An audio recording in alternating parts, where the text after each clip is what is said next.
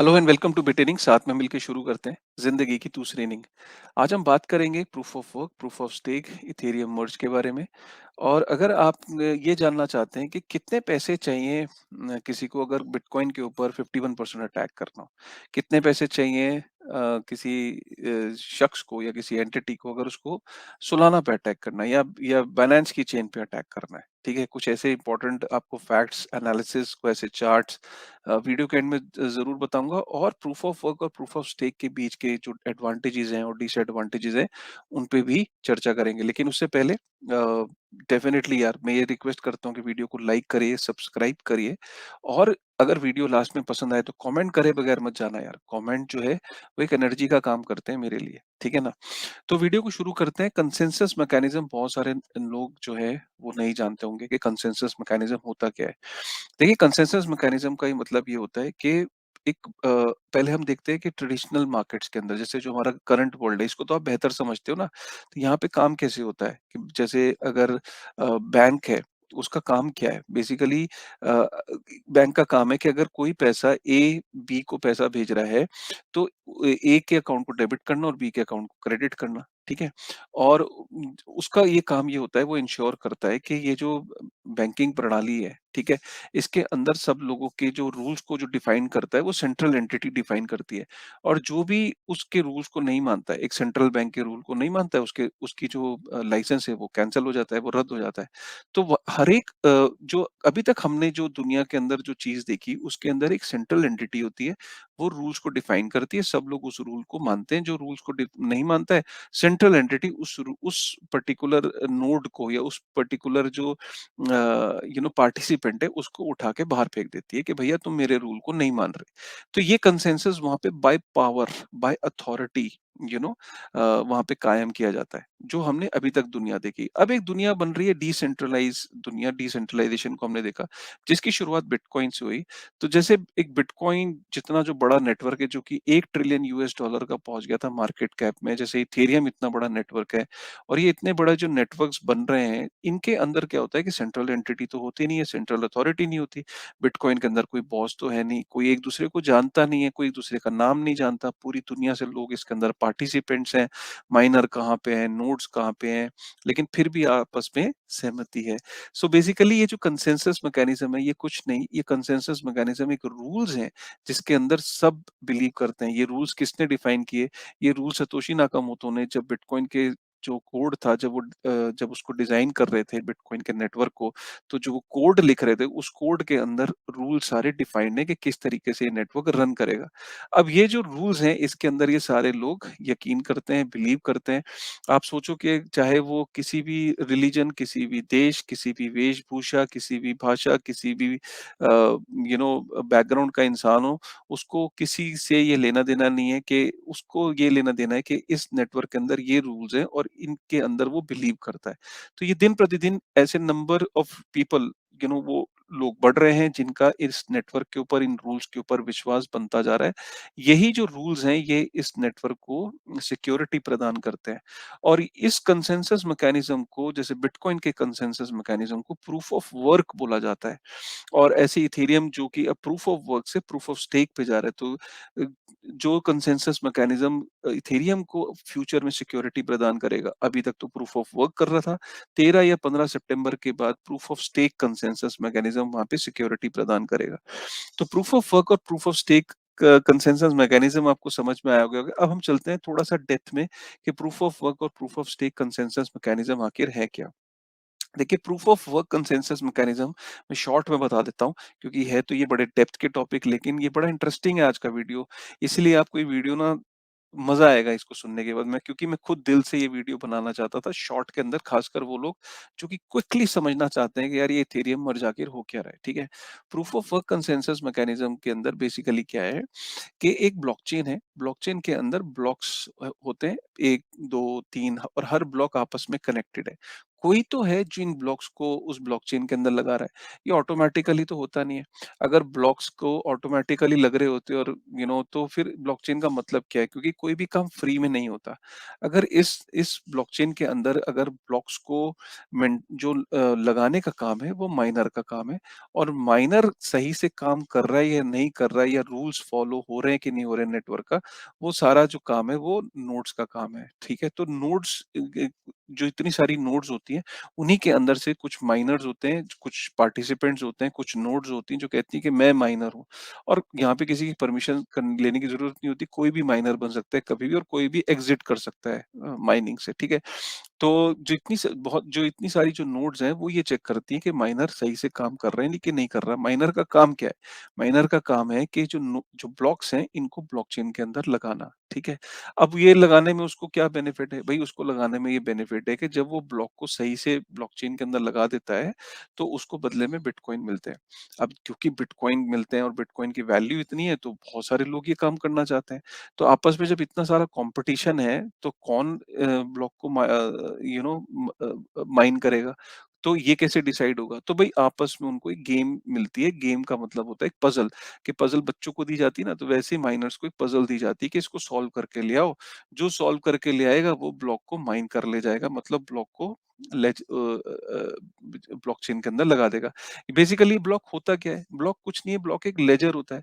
उस particular block के अंदर काफ़ी सारी ट्रांज़ैक्शंस होती हैं। कोई ए को पैसा भेज रहा है, कोई बी को, कोई सी को, कोई डी को, वो काफ़ी सारी ट्रांज़ैक्शन होती हैं। तो भई उस लेजर को उस किताब के अंदर लगाना है। जैसे एक लेजर होती है ना, लेजर बुक, तो उस लेजर को ब्लॉकचेन में लगाना है। इसके बदले में माइनर को बिटकॉइन मिलते हैं। अब बहुत सारे लोग ये काम करना चाहते हैं। अब बहुत सारे लोगों के अंदर कॉम्पिटिशन है, तो उनको जो है नेटवर्क एक पज़ल देता है सॉल्व करने के लिए। वो पज़ल जैसे ही वो सॉल्व करके ले आते हैं, जो माइनर कहता है कि मैंने ये पज़ल सॉल्व कर दी, बेसिकली उस ब्लॉक की को ओपन करने की चाबी। तो जैसे ही वो चाबी लगाता है, वो ब्लॉक माइन हो जाता है। तो जैसे ही वो माइन हो जाता है, वो ब्लॉक जो है वो ब्लॉकचेन के अंदर फिक्स हो जाता है। अब इसमें होता है क्या है कि जैसे ही लेजर एक बारी फिक्स हो गया, ब्लॉकचेन के अंदर लग गया और सब नोड्स ने वेरीफाई कर दिया कि हाँ, इस माइनर ने सही से ब्लॉक को माइन किया है। वो जो ब्लॉक है वो हमेशा के लिए अमर हो जाता है। अब उसके अंदर कोई भी चेंज नहीं कर सकता। इम्यूटेबल हो गया। ये तो इससे होता है क्या है कि एक बारी अगर ए का अकाउंट डेबिट हो गया और बी का अकाउंट क्रेडिट हो गया, ये अमर गाथा हो गई, इसको कोई चेंज नहीं कर सकता। जो हमारा ट्रेडिशनल फाइनेंस है, जो हमारा करंट मार्केट है, इसके अंदर भी जब ये काम कौन करता है? ये बैंक करता है। ए को डेबिट करता है और बी को क्रेडिट करता है। और लेकिन क्योंकि ए एक सेंट्रल एंटिटी है, उसके पास फ्यूचर में चल के उसने कर तो दिया। ये काम उसने, क्योंकि वहाँ पे जो एक को डेबिट करना और एक का क्रेडिट करना डबल स्पेंडिंग को बेसिकली अवॉइड करता है। बैंक का काम यही है कि एक बारी जो मैंने पैसे खर्च कर दिए, मैं दोबारा ना खर्च कर पाऊँ। बैंक ये इंश्योर करता है। तो सिमिलरली वो डबल स्पेंडिंग की प्रॉब्लम डिसेंट्रलाइज्ड नेटवर्क में, क्योंकि कोई सेंट्रल एंटिटी नहीं थी, तो वहां पे इस तरीके से वो प्रॉब्लम को सॉल्व किया गया proof of work consensus mechanism के थ्रू। इसलिए बहुत बड़ी इंपॉर्टेंस है कि ये पॉसिबल ही नहीं हो पाता प्रूफ ऑफ वर्क। बिटकॉइन को लोग कहते हैं कि इसकी इंट्रिंसिक वैल्यू क्या है? इंट्रिंसिक वैल्यू ये है कि पहली बार दुनिया के अंदर एक डिसेंट्रलाइज तरीके से एक डिसेंट्रलाइज मॉनेटरी सिस्टम के द्वारा डबल स्पेंडिंग की प्रॉब्लम को सॉल्व किया गया। जैसे लाइट, कहते हैं ना कि लाइट का किसको किसने आविष्कार किया, किसी ने एसी का किसने आविष्कार किया, तो आप ये समझ लीजिए कि के ये उतनी ही बड़ी इनोवेशन है कि जैसे हवाई जहाज का किसने आविष्कार किया। तो आविष्कार का मतलब ये है कि भाई डिसेंट्रलाइज्ड मॉनेटरी नेटवर्क के अंदर डबल स्पेंडिंग की प्रॉब्लम को कैसे सॉल्व किया, तो पहली बार जो सॉल्व किया वो बिटकॉइन ने किया। तो ये प्रूफ ऑफ वर्क जो कंसेंसस मैकेनिज्म है उसके द्वारा ये पॉसिबल हो पाया। उम्मीद करता हूँ कि proof of work consensus mechanism आपको समझ में आ गया होगा।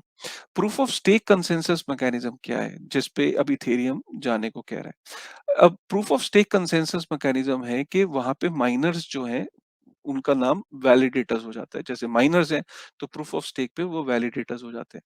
तो प्रूफ ऑफ स्टेक पे जो जैसे माइनर वहां पे जो पजल को सॉल्व कर लेता था, वो उसके पास राइट था या वो ऑथराइज हो जाता था ब्लॉक को माइन करने के लिए। यहाँ पे जो वैलिडेटर जो वो बन पाता है जो कि अपना पैसा लगाता है। Skin in the game basically इसको कहते हैं स्किन इन द गेम। पहले अपने पैसे को वो स्टेक करता है इथेरियम के नेटवर्क पे। सपोज़ अगर इथेरियम में मेरे को वैलिडेटर बनना है, तो मुझे 32 इथेरियम पहले उस नेटवर्क पे स्टेक करने पड़ेंगे। स्टेक करने के बाद कुछ समय रुकना पड़ेगा। कुछ समय जब पास हो जाएगा, उसके बाद मैं वहाँ पे सक्सेसफुली वैलिडेटर बन पाऊँगा और फिर मैं जो इथेरियम का जो नेटवर्क पे इथेरियम को माइन कर पाऊँगा रैंडमली। वो भी ज़रूरी नहीं है कि मैं हर बार मैं ही माइन करूँगा, वहाँ पे भी बहुत सारा कॉम्पिटिशन है। यहाँ पे माइन का मतलब वैलिडेट होता है इथेरियम के नेटवर्क पे, तो ज़रूरी नहीं कि हर बार मैं ही वैलिडेट करूँगा क्योंकि वहाँ पे बहुत सारा कॉम्पिटिशन है। तो काफ़ी सारे जो वैलिडेटर्स हैं, वो अपना इथेरियम को वहाँ पे स्टेक करते हैं और रैंडमली इथेरियम का नेटवर्क प्रोबेबिलिटीज़ होती हैं, उन प्रोबेबिलिटीज़ के बेसिस पे टाइम टू टाइम वैलिडेटर्स को चूज़ करता रहता है कि अब ये वैलिडेटर वैलिडेट करेगा, अब ये वैलिडेटर वैलिडेट करेगा। तो वहाँ पे भी चांसेस उसके ज़्यादा होते हैं जिसका स्टेक ज़्यादा होता है। तो जितना ज़्यादा इथेरियम को स्टेक किया होता है नेटवर्क में, उसके चांसेस ज़्यादा होते हैं इथेरियम के का जो ब्लॉक है उसको वैलिडेट करने के। प्रूफ ऑफ वर्क पे भी ये होता है कि वहाँ पे जो माइनर जिसके पास ज़्यादा हैश पावर होता है, जिसके पास ज़्यादा हैश पावर का मतलब ये होता है, आप ये समझिए कि अगर मुझे कोई पज़ल को सॉल्व करना है, अब वो डिजिटल प्रॉब्लम है, कंप्यूटर की प्रॉब्लम है, तो प्रूफ ऑफ वर्क पे उस पज़ल को सॉल्व करने के लिए स्पेशल सॉफ्टवेयर और स्पेशल हार्डवेयर की ज़रूरत होती है। ठीक है? अब वो जो स्पेशल हार्डवेयर है, वो जब मैं लेके आता हूँ, तो हैश जनरेट होता है और जितना ज़्यादा हैश जिस माइनर के पास होगा, उसके चांसेस उतने ज़्यादा बढ़ जाते हैं उस पज़ल को सॉल्व करने के। तो इसलिए वहाँ पे भी कॉम्पिटिशन होता है कि मैं ज़्यादा से ज़्यादा हैश जनरेट कर पाऊँ। तो और इधर इथेरियम में प्रूफ ऑफ स्टेक पे क्या होता है कि वहाँ पे ज़्यादा से ज़्यादा कॉम्पिटिशन होता है कि वैलिडेटर चाहता है कि मैं ज़्यादा से ज़्यादा इथेरियम को स्टेक करूँ ताकि मुझे ज़्यादा से ज़्यादा मौका मिले मैं इथेरियम की जो ब्लॉक है उसको वैलिडेट करने के लिए। तो प्रोसेस सेम है, वहाँ पे माइनर ब्लॉक को लगा रहा है ब्लॉकचेन के अंदर, इधर भी जो वैलिडेटर है, वो माइनर यहाँ वैलिडेटर हो गया और उसका काम भी यही है कि ब्लॉक्स को जो है वैलिडेट करना, वहाँ पे ट्रांज़ैक्शंस को वैलिडेट करना और ब्लॉक को इंक्लूड करना इथेरियम की ब्लॉकचेन पे। प्रोसेस सेम है, लेकिन जो तरीका है वो डिफरेंट है क्योंकि वहाँ पे एनर्जी स्पेंड हो रही है, वहाँ पे क्योंकि हार्डवेयर डिवाइसेज़ ज़्यादा से ज़्यादा चाहिए होती हैं हैश पावर को जनरेट करने के लिए, तो वहाँ पे इलेक्ट्रिसिटी कंज्यूम होती है, इलेक्ट्रिसिटी कंज्यूम होने से वहाँ पे हैश जनरेट होता है। हैश जनरेट होने के बाद आप जो माइनर्स हैं वो ब्लॉक को माइन कर पाते हैं। तो वहाँ पे इलेक्ट्रिसिटी कंज़म्पशन हो रही है, यहाँ पे इलेक्ट्रिसिटी का कोई रोल नहीं है। यहाँ पे जो इथेरियम मार्केट से बाय किया जा रहा है, एक्सचेंज से बाय किया जा रहा है या ओपन मार्केट से, सेकेंडरी मार्केट से इथेरियम को बाय किया जा रहा है और बाय करने के बाद उसको स्टेक पे लगाया जा रहा है। अब ये स्टेक पे लगाया क्यों जाता है? कंसेंसस मैकेनिज़्म का बेसिकली रूल ये है कि यहाँ पे कोई भी अगर इसका मतलब क्या है कि क्यों ये सब किया जाता है? ये इसलिए किया जाता है कि अगर यहाँ पे कोई भी बैड एक्टर है, उसकी अगर इंटेंशन खराब है, तो उसके खुद के पैसे लगे होने चाहिए। क्योंकि जैसे ही अगर उसने कोई गड़बड़ करी, तो उसकी जो खुद की इन्वेस्टमेंट है, वो खत्म हो जाए। तो वो नेटवर्क को स्पैम करने से 10 बारी सोचेगा। मैं इसको छोटा-सा एग्ज़ाम्पल देता हूँ, ठीक है? अगर सपोज़ करो ट्विटर के ऊपर ऐसा हो जाए कि हर ट्वीट पे कुछ डॉलर लगेंगे या कुछ सेंट लगेंगे। आप ट्वीट ट्वीट फ्री में नहीं कर सकते। तो होगा क्या कि जो बॉट्स होते हैं, जो मिलियंस में ये जो बॉट बनाने वाली कंपनियाँ हैं, जो स्पैम करती हैं ट्विटर पे, अचानक होगा क्या कि उनको जब हर ट्वीट पे पैसे खर्च करने पड़ेंगे, तो वो ट्वीट कर ही नहीं पाएँगे क्योंकि कितना ट्वीट करेंगे क्योंकि उनको खर्चा बढ़ जाएगा। आपको अगर ईमेल करने पे थोड़े से सेंट खर्च करने पड़े, आपको जो इतने सारे स्पैम ईमेल्स आती हैं, अगर कंपनियों को पैसा खर्च करना पड़े तो कोई आपको स्पैम ईमेल करेगा ही नहीं। इसीलिए जो प्रूफ ऑफ वर्क और proof of stake consensus mechanism का मतलब ये है कि अगर किसी को नेटवर्क को स्पैम करना है या नेटवर्क को अटैक करना है तो उसे भी पैसा खर्च करना पड़ेगा। अब जैसे सपोज प्रूफ ऑफ वर्क के अंदर अगर 51% अटैक किसी को करना है ठीक है?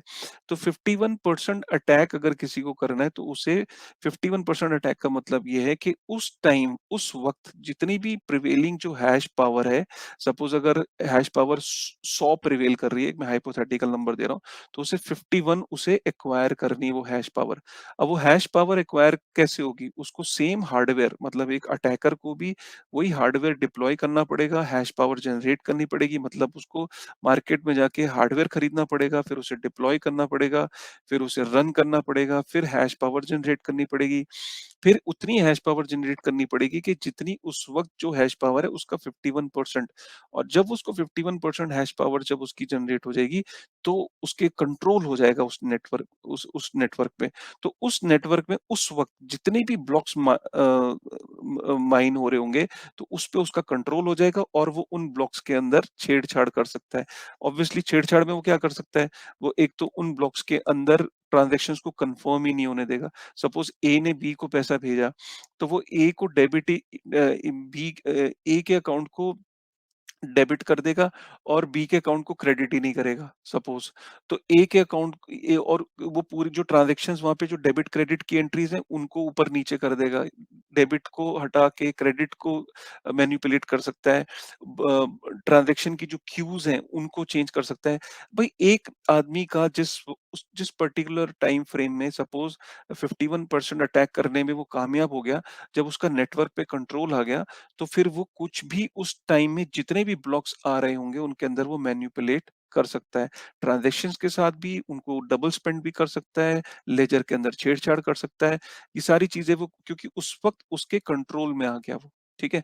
लेकिन ये करने के लिए भी उसको हैश पावर 51% हैश पावर उसको कंट्रोल में चाहिए, तभी जाके वो बिटकॉइन के नेटवर्क पे वो कंट्रोल कर पाएगा। तो अब ये करने के लिए कितना पैसा चाहिए, कितनी उसको एनर्जी चाहिए, ये वीडियो के एंड में एक चार्ट है, मैं उसके द्वारा आपको समझाऊँगा कि कहने में तो ये बहुत आसान है, लेकिन ये करने में बहुत मुश्किल है। इसीलिए हम ये देखते हैं कि 51% अटैक बिटकॉइन के ऊपर होना बहुत, बहुत ज़्यादा मुश्किल है। दूसरी चीज़ यहाँ पे ये है कि प्रूफ ऑफ स्टेक पे अटैक क्या होता है, तो प्रूफ ऑफ स्टेक पे 33% अटैक होता है। 33% अटैक का मतलब ये है कि जितना भी जो टोटल सपोज़ इथेरियम स्टेक पे है, इथेरियम के नेटवर्क पे, अगर किसी एक इंडिविजुअल के पास अगर 33% अगर टोटल इथेरियम जो स्टेक है नेटवर्क में अगर 33% एक इंडिविजुअल के पास अगर हो जाए, तो वो ब्लॉकचेन को जो इथेरियम की ब्लॉकचेन है उसको हॉल्ट कर सकता है, वो रुक सकती है। उसको 33% क्योंकि उसके पास कंट्रोल आ गया तो वो ब्लॉक्स को वैलिडेट ही नहीं करेगा और वो अपने ब्लॉकचेन उस वक़्त के लिए हॉल्ट हो सकती है। लेकिन अगर ब्लॉक के अंदर अगर डबल स्पेंडिंग करनी है, अगर ब्लॉक्स को मैनिपुलेट करना है तो इथेरियम के ब्लॉकचेन पे 66% जो टोटल इथेरियम स्टेक है, उसका 66% इथेरियम एक इंडिविजुअल के पास होना चाहिए, तो जाके वो डबल स्पेंडिंग कर पाएगा। इसीलिए आपने देखा कि प्रूफ ऑफ वर्क पे भी डिफ़िकल्ट है। एक अटैकर को अटैक करने के लिए स्किन इन द गेम होनी ज़रूरी है और प्रूफ ऑफ स्टेक पे भी उसकी स्किन इन द गेम होनी ज़रूरी है। तब जाके वो दोनों नेटवर्क्स को कंट्रोल कर पाएगा, इनको मैनिपुलेट कर पाएगा। और कई लोग ये सोचते होंगे कि सर मान लो कि अगर रशिया, चाइना या किसी ने मिलके ये अटैक कर ही दिया, फाइनली पैसे इकट्ठे कर लिए, सब कर लिया। तो देखिए, ये वाला वीडियो मैं कभी डेप्थ में कवर करूँगा, लेकिन ये इसलिए आसान नहीं है क्योंकि किसी के पास अगर पैसे आ भी गए और उसने ठान ली कि हम बिटकॉइन पे proof of work consensus mechanism पे अटैक करेंगे, तो पीछे से जो हार्डवेयर है, वो इतना कभी सप्लाई में नहीं होता। जब कोई कंपनी पीछे जाएगी 51% अटैक करने की मंशा से और जब वो हार्डवेयर को एक्यूमुलेट करने लगेगी, मार्केट के अंदर एकदम पता लग जाएगा कि कोई कंपनी 51% अटैक करने के लिए ऑलरेडी मार्केट के अंदर हार्डवेयर को एक्यूमुलेट कर रही है। हार्डवेयर के प्राइसेज़ बहुत स्काई रॉकेट चले जाएँगे। क्योंकि वो जो हार्डवेयर बनाने वाला है वो उसको बहुत हाई रेट पे बेचेगा क्योंकि वो प्रॉफिट कमाना चाहेगा इस अपॉर्च्युनिटी में क्योंकि इतने सारा ऑर्डर उसको मार्केट से एकदम वो एक्यूमुलेट नहीं कर पाएगा। इतना हार्डवेयर मार्केट के अंदर एकदम अवेलेबल नहीं होता है। हमने पीछे चिपसेट की भी देखा कितनी कमी है और पीछे तो हार्डवेयर भी एकदम आसानी से नहीं मिलता। फिर वो हार्डवेयर को लाके डिप्लॉय करना, फिर हैश हैश रेट को जनरेट करना और अगर मैं कहता हूँ ये सारे काम में भी वो सक्सेसफुल हो गया और 51% 50% अटैक 1 मिनट को बिटकॉइन के नेटवर्क पे हो भी गया, तो बिटकॉइन का नेटवर्क फ़ोर्क हो जाएगा, 2 भागों में बढ़ जाएगा।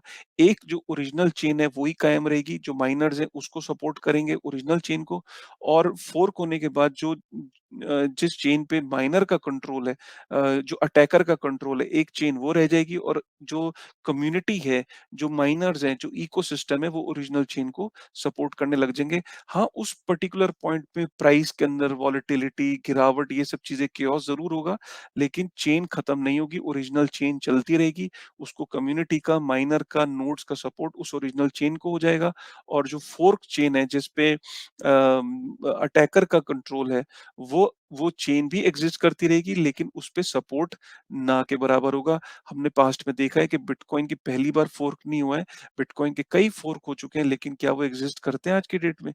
क्या उनके ऊपर ट्रैक्शन है? क्या उनके आप हालात देख लो, और बिटकॉइन से अगर मार्केट कैप से कंपेयर करोगे, तो उतना उनके पास सपोर्ट नहीं है। चाहे उनकी माइनिंग की हैश पावर देख लो, उनकी वो सिक्योरिटी भी उतनी नहीं है, ना ही उनके पास कंज़्यूमर की उनके पास एश्योरेंस है, ना ही उनके पास इतनी सिक्योरिटी है, ना ही कम्युनिटी का सपोर्ट है।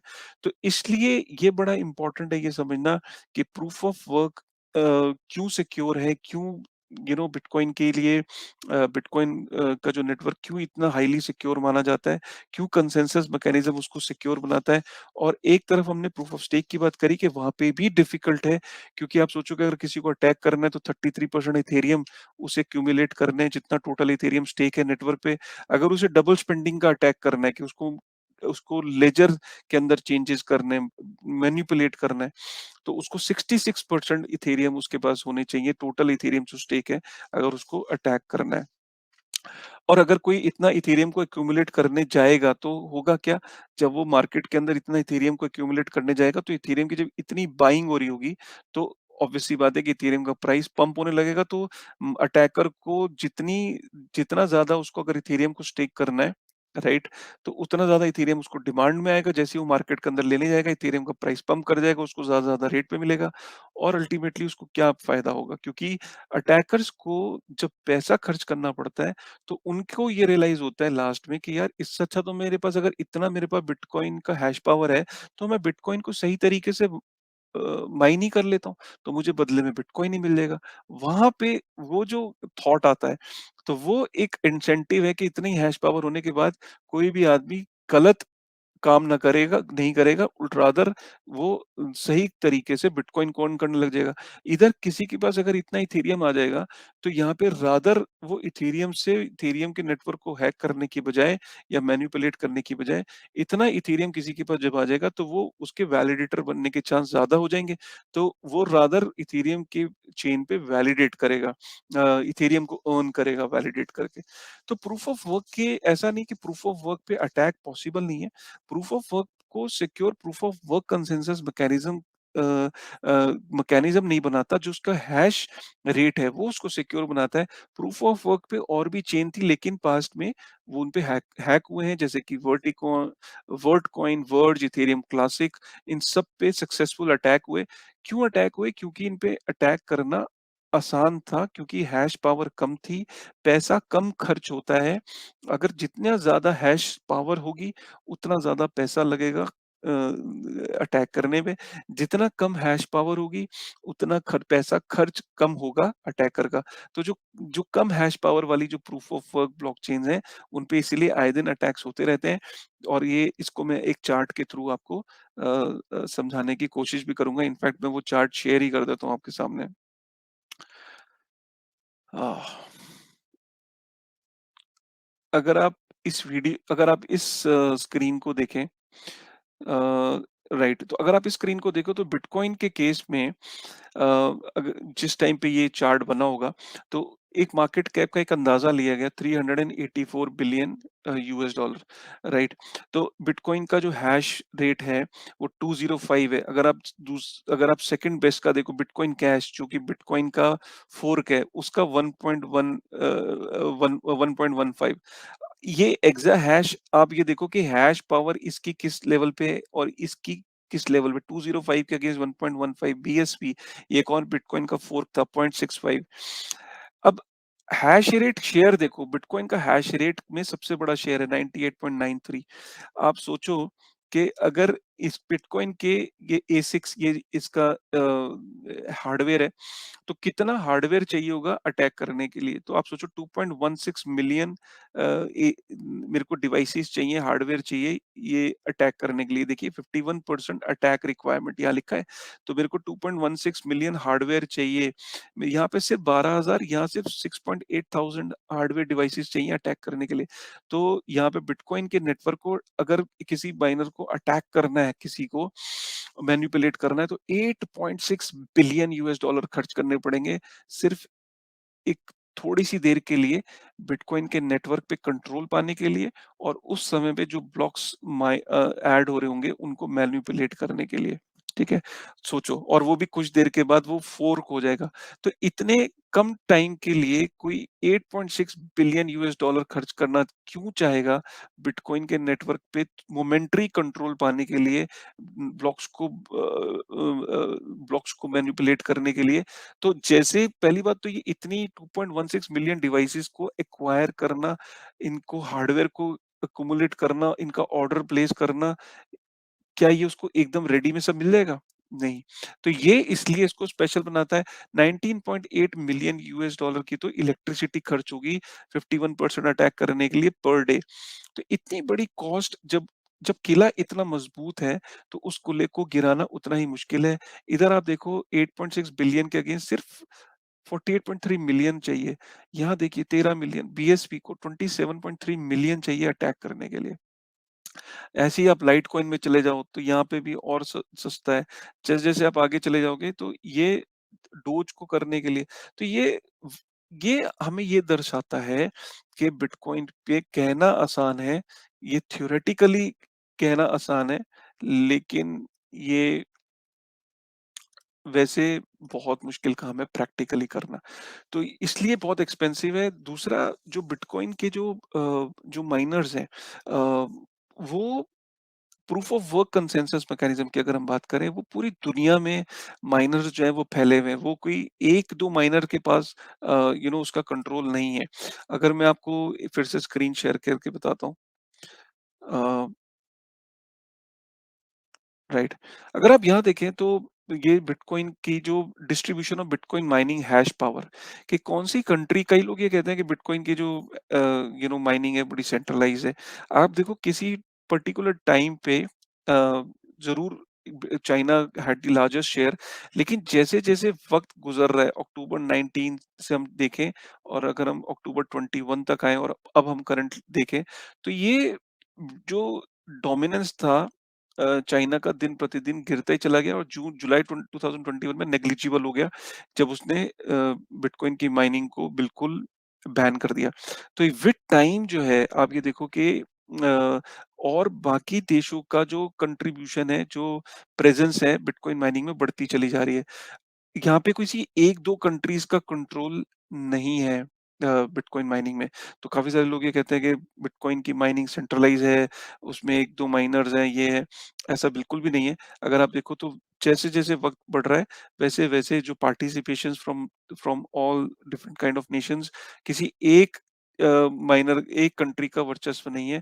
अब अगर आप देखो तो यूएस के अंदर 37.8% जो है, ये किसी टाइम में 3% होती थी।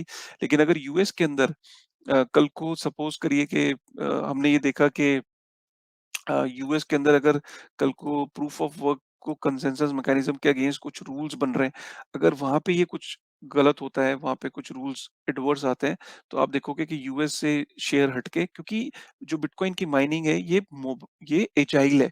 अगर एक कंट्री के अंदर कुछ कुछ भी प्रॉब्लम आती है, तो ये दूसरी कंट्री के अंदर ये मूव कर जाती है। यही कारण है कि चाइना से मूव करके यूएस, अगर कल को यूएस बैन करता है, तो ये यूएस से निकल के किसी और कंट्रीज में मूव कर जाएगी। तो ये बेसिकली बेनिफिट है प्रूफ ऑफ वर्क का। और प्रूफ ऑफ स्टेक का जो बेनिफिट है, वो सिर्फ एक बेनिफिट है, नो डाउट। पहला बेनिफिट के proof of stake consensus mechanism में इलेक्ट्रिसिटी जो है वो 99.9% जो है वो कम लगेगी। उसमें इलेक्ट्रिसिटी का कोई काम ही नहीं है, वहां पे इलेक्ट्रिसिटी कंजम्पशन नहीं है। तो इसलिए जो ईएसजी नॉर्म्स के हिसाब से अगर हम देखें, इन्वायरमेंटल सोशल और कॉर्पोरेट गवर्नेंस के नॉर्म्स के हिसाब से देखें, तो इथेरियम जो है वो लुक्रेटिव हो जाएगा फाइनेंशियल इंस्टीट्यूशंस के लिए इन्वेस्टमेंट के पॉइंट ऑफ व्यू से। सिर्फ ये एक इलेक्ट्रिसिटी और एनर्जी के हिसाब से अगर आप देखो तो ये कंसेंसस मैकेनिज्म एक एडवांटेज है, लेकिन एडवांटेज के साथ-साथ इसके काफ़ी सारे डिसएडवांटेजेस भी हैं, क्योंकि हम अगर डिसएडवांटेज की बात करें, तो डिसएडवांटेज में सबसे बड़ा डिसएडवांटेज ये है कि अगर प्रूफ ऑफ स्टेक जो कि इथेरियम जिस पे जा रहा है, अगर इस पे किसी को वैलिडेटर बनना है तो और उसको अगर इथेरियम की ब्लॉकचेन पे अगर वैलिडेट करना है, तो जितना जिसके पास इथेरियम उतना उसका वर्चस्व। तो जिसकी लाठी उसकी भैंस वाला हिसाब सुना ना आपने? तो यहाँ पे जिसके पास जितना ज़्यादा इथेरियम होगा, उतने ज़्यादा उसके चांसेस हो जाएँगे उस ब्लॉक को वैलिडेट करने के। और हमने ये देखा कि इथेरियम के 3-4 जो टॉप 3-4 वैलिडेटर्स हैं, उनके पास 66% इथेरियम जो स्टेक हुआ हुआ है, वो स उनके पास है। तो क्या जो इथेरियम की जो वैलिडेटर्स जो है, वो कहीं न कहीं अभी से ही सेंट्रलाइज़ नहीं हो गए? मैं यहाँ इथेरियम को क्रिटिसाइज़ नहीं कर रहा हूँ, लेकिन जो सबसे बड़ा जो डिसएडवांटेज और जो क्रिटिकल पॉइंट ऑफ व्यू है, जिस वजह से इथेरियम को देखा जा रहा है कि इथेरियम जैसे करंट फाइनेंशियल सिस्टम है, जिस देश के पास ज़्यादा डॉलर, जिस बैंक के पास ज़्यादा डॉलर, जिस देश के पास ज़्यादा रिज़र्व्स, जिस देश के पास ज़्यादा डॉलर्स और उसकी रिज़र्व्स में डॉलर्स की प्रेज़ेंस ज़्यादा है, जिसके पास ज़्यादा पैसा, जिसकी ज़्यादा समृद्धि, उसका कंट्रोल। यही तो करंट वर्ल्ड भी है ना। तो क्या उसी अगर हम पॉइंट ऑफ व्यू से देखें तो इथेरियम के ब्लॉकचेन पे वैलिडेटर्स अगर 2-3 वैलिडेटर्स के पास या 4 वैलिडेटर्स के पास अगर 66-67% अगर कंट्रोल है इथेरियम जो टोटल स्टेक है, तो कहीं न कहीं वो इथेरियम को सेंट्रलाइज़ नहीं करता। और हमने बताया कि 33% अटैक करने के लिए 33% अटैक कर का मतलब ये होता है कि 33% आपके पास अगर इथेरियम का स्टेक जितने भी इथेरियम स्टेक्ड है, अगर 33% किसी एक पर्टिकुलर माइनिंग पूल के पास आ जाए या 2 मिलके अपने माइनिंग पूल को क्लब कर लें, तो वो वहाँ पे ब्लॉकचेन को हॉल्ट कर सकते हैं। वो नया ब्लॉक वैलिडेट ही नहीं करेंगे, उनके पास कंट्रोल हो जाएगा। डबल स्पेंडिंग करने के लिए ज़रूर 66% टोटल इथेरियम जो स्टेक है, तो उसका 66% चाहिए। बट ब्लॉकचेन को होल्ड करने के लिए, ब्लॉक्स को होल्ड करने के लिए सिर्फ 33% चाहिए। और जिसके पास ज़्यादा इथेरियम होंगे, जो वैलिडेटर्स ज़्यादा पावरफुल होंगे, वो कल को अपनी डिमांड्स भी रख सकते हैं, नंबर 1। नंबर 2, वो ट्रांज़ैक्शंस जो कई ऐसी ट्रांज़ैक्शंस हैं, जैसे हमने पीछे देखा टोर्नेडो कैश, तो कुछ ऐसे स्मार्ट कॉन्ट्रैक्ट से वो ट्रांज़ैक्शंस को वैलिडेट ही नहीं करेंगे। तो हो सकता है कि वो ट्रांज़ैक्शंस हमेशा के लिए वहाँ पे ब्लॉकचेन पे वैलिडेट ही ना हो, राइट? और जो यूज़र है, जिसने वो इथेरियम नेटवर्क को यूज़ किया ट्रांज़ैक्शंस को भेजने के लिए, वो हमेशा के लिए वो इंतज़ार ही करता रहे कि पता नहीं कब उसकी ट्रांज़ैक्शन वैलिडेट होगी, इथेरियम के नेटवर्क पे। तो इथेरियम के ब्लॉकचेन पे जो वैलिडेटर्स हैं, अगर वो जितने बड़े होते चले जाएँगे और अगर ये कुछ चंद लोग हुए जो कि दिख रहा है, और ये ज़्यादातर एंटिटीज़ रेगुलेटेड एंटिटीज़ हैं। जो कि सारे रूल्स फॉलो करेंगी गवर्नमेंट के। तो कल को गवर्नमेंट जैसे रूल्स डिफाइन करेगी वैलिडेटर्स के लिए, वैलिडेटर्स को वही रूल्स फॉलो करने पड़ेंगे। अगर वही रूल्स वो फॉलो करेंगे, राइट? तो क्या होगा? तो इथेरियम के नेटवर्क पे जैसे वो जो वैलिडेटर्स चाहेंगे वैसे होगा। तो क्या इथेरियम का नेटवर्क पे डिसेंट्रलाइज़ कैसे हो गया? कैसे रह जाएगा? तो ये सारे क्वेश्चन मार्क हैं, क्योंकि ये सारे क्वेश्चंस जो हैं वो डिफिकल्ट हैं इस पॉइंट पे आंसर करने के लिए। लेकिन ये एज़ टाइम प्रोग्रेसेस चीज़ें क्लियर होती चली जाएँगी, क्योंकि अब पहली बार ऐसा होगा कि एक मेजर नेटवर्क बिटकॉइन जो कि प्रूफ ऑफ वर्क पे था, इथेरियम भी प्रूफ ऑफ वर्क पे था। तो अभी तक इस डिफरेंस को बता पाना बहुत मुश्किल था कि प्रूफ ऑफ स्टेक लिटरली काम करती नहीं करती, क्योंकि अभी तक प्रूफ ऑफ स्टेक पे जो चेन्स हैं हमने उनके अंदर इश्यूज देख चुके हैं कि इश्यूज आए हैं। अब पहली बार कोई इतना बड़ा ट्रांसफॉर्मेशन हो रहा है कि प्रूफ ऑफ वर्क से प्रूफ ऑफ स्टेक पे इथेरियम मूव कर रहा है। तो अब ये देखना बहुत इंटरेस्टिंग होगा कि ये दोनों चेन्स पे अब कौन-सी बेहतर है, कौन-सी ज़्यादा सेंट्रलाइज़ है, किसके साथ ज़्यादा चैलेंजेज़ आए, किसके साथ कम चैलेंजेज़ आए, ये चीज़ें देखना बहुत ज़रूरी होगा और ये इंटरेस्टिंग टाइम होगा आने वाले समय में। तो मैंने आपको एक चीज़ और मैं आपको बताता हूँ कि प्रूफ ऑफ स्टेक पे बाकी चेन्स का क्या क्या हिसाब-किताब है। बड़ा इंटरेस्टिंग है ये वाली जो जो मैं आपको स्लाइड दिखाऊँगा। आप ये अगर देखो तो इथेरियम पे अगर किसी को 30 मतलब अगर यहाँ पे अगर आप देखो 33% अटैक के पॉइंट ऑफ व्यू से, तो 32 इथेरियम चाहिए, तो इसका मतलब यहाँ पे वैलिडेटर बनने के लिए $38,000 की इन्वेस्टमेंट है। कॉस्मोस एक चेन है, सिर्फ $3,40,000 चाहिए आपको माइनर बनने के लिए। यहाँ पे तो कॉस्मोस पे तो एक या अपर लिमिट है कि इससे ज़्यादा यहाँ पे वैलिडेटर्स हो ही नहीं सकते, तो ये कहीं न कहीं इसको सेंट्रलाइज़ करती है। बाइनेंस की जो चेन है, वहाँ सिर्फ 21 वैलिडेटर हैं, और ये सारे वैलिडेटर्स जनरली ये खुद के इनके अपॉइंटेड होते हैं। तो ये इनको इथेरियम से अगर आप कंपेयर करने चलोगे, तो कभी भी आप इनको डिसेंट्रलाइज़ नहीं कह सकते एज़ गुड एज़ इथेरियम। तो इथेरियम इज़ हाइली डिसेंट्रलाइज्ड, यहाँ कोई अपर कैप नहीं है, सोलाना लेकिन अगर मेन चीज़ जो मैं आपको यहाँ समझाना चाह रहा हूँ, वो ये कि अगर आपको 33% अटैक करना हो, तो यहाँ पे जैसे यहाँ से 1238 डॉलर ही चाहिए मिनिमम स्टेक के लिए। अवालांच पे आपको $39,000 चाहिए, तो ये आपकी यहाँ पे ये मिनिमम इन्वेस्टमेंट बता रहा है कि आपको इन्वेस्टमेंट कितनी चाहिए अगर आपको माइनर, तो जितना आपके लिए ये यहाँ पे आपकी एक 51% अटैक करने के लिए स्किन इन द गेम कितनी हो चाहिए, आप उसकी यहाँ से इवैल्यूएशन कर सकते हो।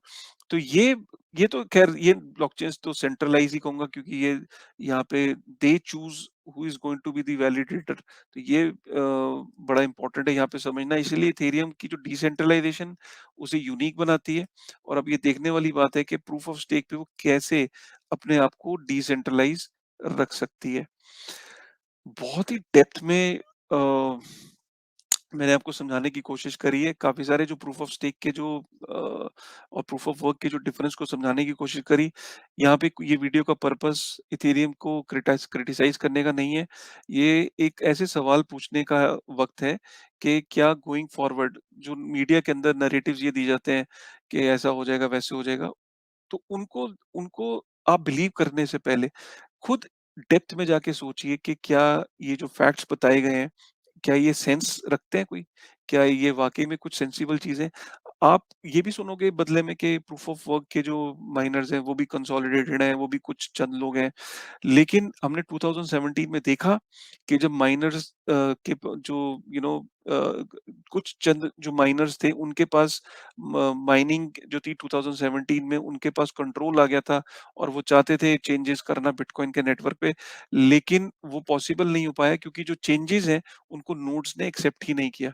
तो वहाँ पे माइनर्स ग्रीडी हो सकते हैं, लेकिन वो बिटकॉइन के नेटवर्क पे चेंजेस इसलिए पॉसिबल नहीं है क्योंकि जो नोड्स हैं वो डिसेंट्रलाइज हैं, और वो नोड्स का काम है कि वो एक्सेप्ट करेंगे उस अपग्रेड को कि नहीं करेंगे। अगर नोड्स ने एक्सेप्ट नहीं किया तो वो माइनर्स के लिए पॉसिबल नहीं है। प्लस जो माइनिंग है वो दिन प्रतिदिन जो वो डिसेंट्रलाइज हो रही है, अलग अलग देशों में स्प्रेड हो रही है। और माइनिंग के अंदर एक और चीज ये होती है कि अगर कोई माइनर बैड एक्टर अगर निकलता भी है, कि अगर किसी की इंटेंशन खराब होती है, सपोज 3 माइनर है, उनकी इंटेंशन खराब होती है कि हम बिटकॉइन के ऊपर 51% अटैक करने की प्लान करते हैं, तो उसके जनरली जितने भी माइनर्स हैं वो सारे के सारे बड़े माइनर्स पूल हैं। तो उन पूल के अंदर जो लोगों ने अपनी माइनिंग पूल्स के अंदर जो कंट्रीब्यूट किया हुआ है हार्डवेयर, वो उसकी पूल के अंदर से वो विड्रॉ कर लेंगे। तो माइनिंग पूल के अंदर से लोग निकल जाएँगे जिन माइनिंग पूल्स की इंटेंशन खराब हो जाएगी, या जो बैड एक्टर्स होंगे, उनके अंदर से जो लेजिट लोग हैं, जो बिलीव करते हैं, जो बिटकॉइन के नेटवर्क को बचाना चाहते हैं, वो उस पूल का साथ छोड़ देंगे। राइट। तो ये बड़ा इंपॉर्टेंट पॉइंट है, इसीलिए proof of work, proof of stake, ये बहुत इंपॉर्टेंट था इन चीजों को समझना, कंसेंसस मैकेनिज्म को समझना। और मैंने पूरी कोशिश करी है, 40 मिनट का ये वीडियो हो गया आपको समझाने के लिए। आई एम श्योर कि ये वीडियो आपको पसंद आया होगा। डेप्थ में जाके मैंने समझाने की कोशिश करी है, कुछ चार्ट्स आपको समझाने की कोशिश करी है। अगर वीडियो पसंद आया ना यार, तो प्लीज वीडियो को लाइक करते जाना, कमेंट जरूर करिएगा। राइट।